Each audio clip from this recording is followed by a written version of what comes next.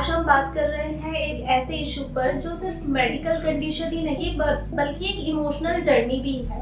देश में हजारों कपल्स पेरेंट बनना चाहते हैं, लेकिन इनफर्टिलिटी की वजह से ये सपना उनका अधूरा रह जाता है।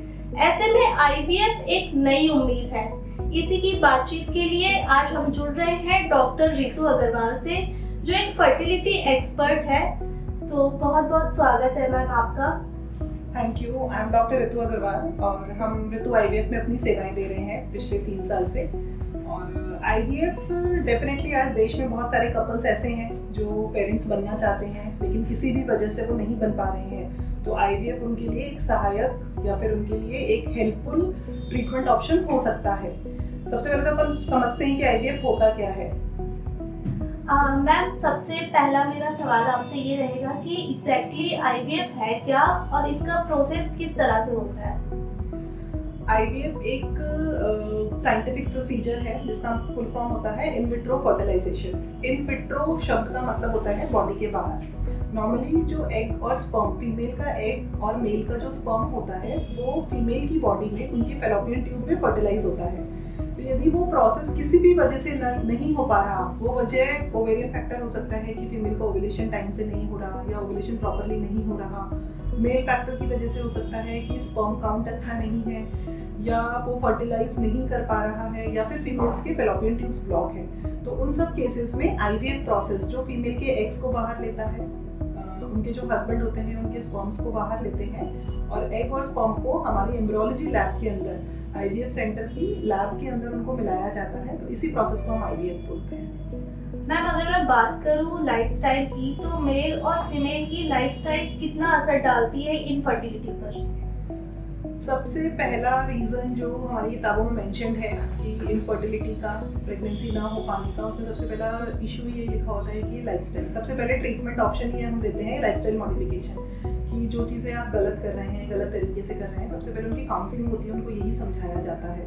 तो लाइफस्टाइल एक ऐसी चीज़ है, बहुत सारी बीमारियां ऐसी हैं जो हम रिवर्ट नहीं कर सकते, या वो कभी उनको हो रखी थी, कोई इन्फेक्शन उनको हुआ था, उस चीज़ का हम ट्रीटमेंट दे सकते हैं। लेकिन यदि उसकी वजह से कोई डैमेज हो गया, जैसे इंडिया में टीबी मोस्ट कॉमन रीज़न है इनफर्टिलिटी का, तो टीबी की वजह से जो डैमेज हो गया उसको हम रिवर्स नहीं कर सकते, उसका हम ट्रीटमेंट दे सकते हैं। लेकिन लाइफस्टाइल एक ऐसी चीज़ है जिसकी वजह से हम बॉडी में होने वाली काफ़ी सारी खराबियों को ठीक कर सकते हैं या रिवर्स कर सकते हैं। तो इसलिए लाइफस्टाइल मॉडिफिकेशन हमेशा ट्रीटमेंट ऑप्शन का पहला प्लान रहता है। मैम, हमारी सोसाइटी में आपको भी पता है कि विमेन्स को मेनली इनफर्टिलिटी के लिए टारगेट किया जाता है, तो इस मिथ के बारे में आप क्या कहना चाहेंगी और मेल्स का कितना रोल रहता है? फीमेल्स का डेफिनेटली अपनी सोसाइटी इस तरीके की है, मेल डोमिनेटिंग सोसाइटी है, फीमेल्स को हर छोटी छोटी चीज़ों के लिए टारगेट किया जाता है। इनफर्टिलिटी की यदि मैं बात करूँ तो फीमेल का एग है, मेल का स्पर्म है, तो 50-50 का कॉन्ट्रीब्यूशन होता है बेबी बनने के लिए। बेबी बनने के बाद में वो फीमेल के यूट्रस में रहेगा, तो इसलिए यदि यूट्राइन फैक्टर या बेबी किसी वजह से इम्प्लांट नहीं हो पा रहा है तो उसमें फीमेल कॉन्ट्रीब्यूशन थोड़ा सा ज़्यादा रहता है। इनफर्टिलिटी के यदि हम रेशियोज़ की बात करें कि किस वजह से पेशेंट्स को ट्रीटमेंट लेना पड़ता है, तो 30-40% फीमेल फैक्टर्स के रीज़न होते हैं, 20-30% मेल फैक्टर के रीज़न होते हैं और 30% के अराउंड बोथ कहीं ना कहीं इस चीज़ में इन्वॉल्व होते हैं। मैम, आज का ट्रेंड चल गया है लेट शादी करना, तो ये कितना इम्पैक्ट डालता है इन चीज़ों पे? और दूसरी चीज़, एज की अगर मैं बात करूँ कि अगर हम लेट शादी कर रहे हैं तो जो प्रेगनेंसी का टाइम होता है वो 30-35 के अराउंड इजीली पहुंच जाता है। तो क्या ऐसे में आईवीएफ सेफ है या फिर कौन सा एज ग्रुप है जो आईवीएफ के लिए चुना जाता है? नेचर ने फीमेल की रिप्रोडक्टिव साइकिल डिसाइड कर रखी है, तो एक सर्टेन एज पे उनके मिनार्की आएगी, पीरियड शुरू होंगे, तब से ओवुलेशन शुरू होगा और एक सर्टेन एज पे जाके पीरियड्स बंद हो जाएंगे, तो मतलब ओवुलेशन बंद हो जाएगा, तो वो उसके बाद में प्रेगनेंसी नहीं हो सकती। और फीमेल्स बिकॉज आजकल करियर ओरिएंटेड हो गई हैं, एजुकेशन काफ़ी हद तक कर रहे हैं, तो शादी की एज और प्लस प्रेगनेंसी को बहुत डेफर किया जाता है कि अभी हमें नहीं करना है। डेफर डेफिनेटली कर सकते हैं, लेकिन एक ऑप्शन अपने पास अवेलेबल होता है एग फ्रीजिंग का, कि आप अपनी बायोलॉजिकल क्लॉक को वहाँ पे रोक सकते हो। आपने उसी एज पे अपने एग को फ्रीज करा लिया and then whenever you are planning your pregnancy, वो एग्स यूज करके प्रेगनेंसी करी जा सकती है। और जो आप बता रहे हैं 30-35 ईयर्स, आजकल ये बहुत कॉमन हो गया है। इनफैक्ट हमारे पास में 38-39 ईयर्स पे फीमेल्स आते हैं कि now they are planning to get married, और फिर उसके बाद वो 3-4 साल बाद प्रेगनेंसी सोचेंगे। तब फिर हमें उनकी काउंसलिंग करनी पड़ती है कि ठीक है, आप शादी का डिसीजन कभी भी ले सकते हैं, लेकिन प्रेगनेंसी के लिए नेचर ने एक टाइम डिसाइड कर रखा है, अपने को उस टाइम जोन में ही रहकर वो काम करना पड़ेगा। मैम अगर मैं बात करूँ कॉम्प्लिकेशंस की, तो आईवीएफ में कौन कौन से कॉम्प्लिकेशंस आ सकते हैं? आईवीएफ पर से बहुत ही सेफ ट्रीटमेंट है। और बहुत पहले जब हम लोग भी ट्रेनिंग कर रहे थे तो एक OHSS या ओवेरियन हाइपरस्टिमुलेशन सिंड्रोम करके कॉम्प्लिकेशन होता था, लेकिन अभी 99% of the clinics are OHSS free, किसी भी पेशेंट को OHSS नहीं होता है। दूसरा जो रहता है मल्टीपल प्रेगनेंसीज, सिंगल या ट्विन प्रेगनेंसी, मतलब ट्विन प्रेगनेंसी तक आईवीएफ में हो सकती है। तो ट्विन प्रेगनेंसी की वजह से जो प्रेगनेंसी के दौरान उनको जो दिक्कतें हैं वो हो सकती हैं। उसके अलावा आईवीएफ का ऐसा कोई कॉम्प्लिकेशन नहीं होता। तो इसका प्रोसेस किस तरह से किया जाता है? आईवीएफ प्रोसेस में जो फीमेल पार्टनर होती है उनको 10 to 12 डेज तक गोनाडोट्रोपिन के इंजेक्शंस लगते हैं। ये इंजेक्शंस एग्स को या फॉलिकल्स को बढ़ाने के लिए लगाते हैं। देन जब उनको एग्स जब बड़े हो जाते हैं तो फिर हम उनको बाहर निकालते हैं थ्रू एग पिकअप या ओवम पिकअप प्रोसेस के थ्रू। देन जिस दिन एग निकाला जाता है उसी दिन मेल पार्टनर अपना सीमेन सैंपल हमें प्रोवाइड करते हैं। एग और स्पर्म को एम्ब्रियोलॉजी लैब के अंदर इधर थ्रू आईवीएफ या फिर ICSI इंट्रासाइटोप्लाज्मिक स्पर्म इंजेक्शन के थ्रू उनको मिलाया जाता है। देन वो कल्चर होने के लिए इंक्यूबेटर्स में रखते हैं 5 डेज के लिए। जो ब्लास्टोसिस्ट बनता है उसको फिर ट्रांसफर करते हैं। उसका ट्रांसफर सेम साइकिल में हो सकता है तो उसको हम फ्रेश एम्ब्रियो ट्रांसफर बोलते हैं। यदि उसी ट्रांसफर को हम 1 या 2 महीने बाद करते हैं तो उसको फ्रोजन एम्ब्रियो ट्रांसफर बोलते हैं। अगर हम बात करें सक्सेस रेट की, तो कितने % तक सक्सेस रेट मिली है आईवीएफ के केस में, और कितने % केसेस ऐसे हुए हैं कि आईवीएफ में सक्सेस नहीं मिली? यदि हम सक्सेस रेट की बात करें तो इसकी world wide success rate calculate होती है। तो जैसे हम Day 3 एम्ब्रियो ट्रांसफर कर रहे हैं या Day 5 एम्ब्रियो ट्रांसफर कर रहे हैं, ट्रांसफर के साथ में हम क्या क्या प्रिकॉशंस रख रहे हैं, क्या क्या मेडिकेशंस में, या फिर पेशेंट के साथ में कौन कौन सी चीज़ें और एसोसिएटेड हो सकती है उनका भी ट्रीटमेंट करके चल रहे हैं। तो इसलिए जो सक्सेस रेट होता है वो हर सेंटर का डिफरेंट होता है। यदि मैं अपने सेंटर की ऋतु आईवीएफ की बात करूँ तो हम लोग कंसिस्टेंटली 80 से 85% तक सक्सेस रेट दे रहे हैं। जो भी हम केसेस कर रहे हैं उनमें से 80-85% पेशेंट्स कंसीव कर रहे हैं। मैम ये एक मेडिकल इशू तो है ही, साथ में एक इमोशनल जर्नी भी है। तो इस जर्नी में आपका सेंटर किस तरह से विमेंस को बढ़ावा दे रहा है?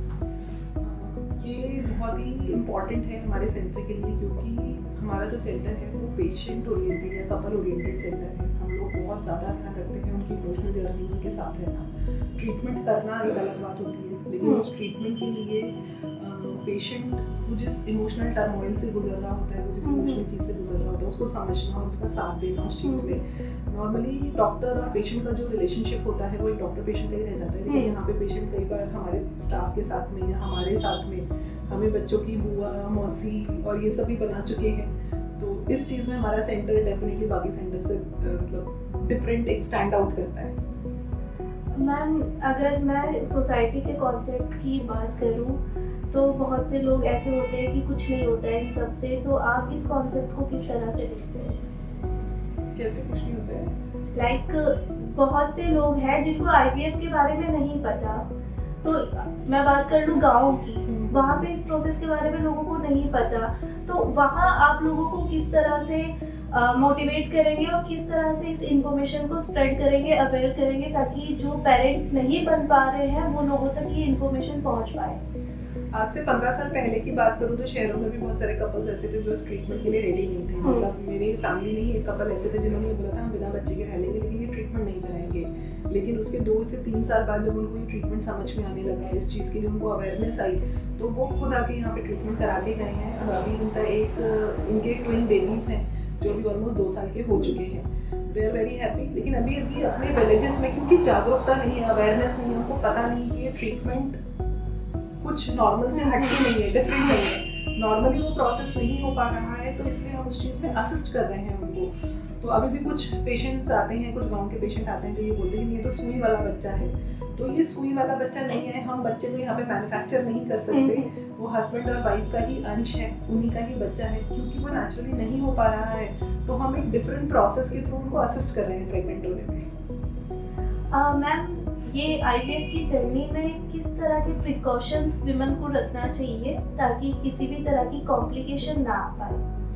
सबसे इम्पोर्टेंट और सबसे खास बात यही है कि उनको स्ट्रेस फ्री रहना है, just believe in the process, इस प्रोसेस पे विश्वास रखना है, अपने डॉक्टर पे विश्वास रखना है, दवाइयाँ टाइम से लेनी है, बहुत ज़्यादा रेस्ट, बहुत ज़्यादा इंजेक्शंस, ऐसा कुछ भी नहीं होता है इस ट्रीटमेंट में। लेकिन लोगों में एक भ्रम है, डर है कि बहुत सारे सुइयाँ लगेंगी और बिल्कुल बेड रेस्ट करना पड़ेगा, ऐसा कुछ भी नहीं है। वो अपना नॉर्मल रूटीन एक्टिविटी जैसे वो नॉर्मली फॉलो करती है वो सारी चीज़ें वो फॉलो कर सकती है। मेडिसिन बस टाइम से लेनी होती हैं इसमें, और स्ट्रेस फ्री रहना है सबसे इम्पॉर्टेंट। लाइफस्टाइल में किन चीज़ों को अवॉइड करना चाहिए और लाइफस्टाइल को किस तरह से रखना चाहिए? स्मोकिंग, अल्कोहल, इन चीज़ों को अवॉइड करना चाहिए। आजकल अपनी सोसाइटी बहुत मॉडर्नाइज हो गई है, फीमेल्स में भी अल्कोहल, स्मोकिंग बहुत ज़्यादा ट्रेंड बन चुका है, और ट्रेंड बन चुका है। उनको लगता है कि यदि हम ये चीज़ें कर रहे हैं, पीयर प्रेशर के थ्रू हो सकता है, या उनको ये लगता है कि यदि हम ये चीज़ें कर रहे हैं तो हम मॉडर्न है, हम एजुकेटेड है, हम हाई प्रोफाइल है।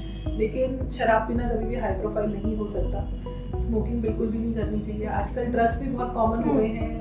पेशेंट्स आते हैं, बोलते हैं जॉइंट्स लेते हैं। मैंने पहली बार यहाँ पे सुना है अभी लास्ट 6 मंथ्स में कि लोग जॉइंट्स लेना भी इतना कॉमन हो चुका है। तो ये चीज़ें तो बिल्कुल प्रोहिबिटेड है, चाहे मेल हो चाहे फीमेल हो।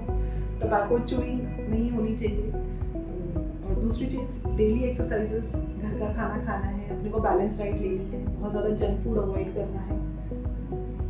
अब मैम आपने लाइफस्टाइल की बात की थी, ड्रग्स लेना, स्मोकिंग करना और अल्कोहल, ये सब वेस्टर्नाइजेशन हमारे इंडिया में भी आ चुका है। तो जब जो महिलाएं ये चीज़ें पहले कर रही होती है आईवीएफ के प्रोसेस के पहले, तो उनको कोई कॉम्प्लिकेशंस आती है? इनको कम्प्लीटली इन चीज़ों को स्टॉप करना होता है। स्टॉप करने के बाद भी बीच में 1 से 2 महीने का ब्रेक देते हैं, कम्प्लीटली बॉडी डिटॉक्स हो जाए, फिर उसके बाद में हम आईवीएफ प्रोसेस कर सकते हैं। Thank you so much ma'am, आपने बहुत ही डिटेल्ड इंफॉर्मेशन हमें दी। थैंक यू सो मच, मुझे बहुत अच्छा लगा, और होपफुली इसके थ्रू लोगों में थोड़ी जागरूकता और अवेयरनेस आएगी। हम यही चाहते हैं कि लोग समझें इस प्रोसेस को, इस पर बिलीव करें। तो मैम ने हमें आईवीएफ के प्रोसेस के बारे में बहुत डिटेल्ड इंफॉर्मेशन दी, और मैं यही कहना चाहूँगी कि जो विमेन्स जिनके बच्चे नहीं हो रहे वो इस प्रोसेस को समझें और इस प्रोसेस को करवाएं, ताकि आपका जो सपना है बेबी करने का वो पूरा हो पाए। Thank you so much. Meta news की स्पेशल रिपोर्ट, और मैं हूँ आपके साथ खुशी शेखावत।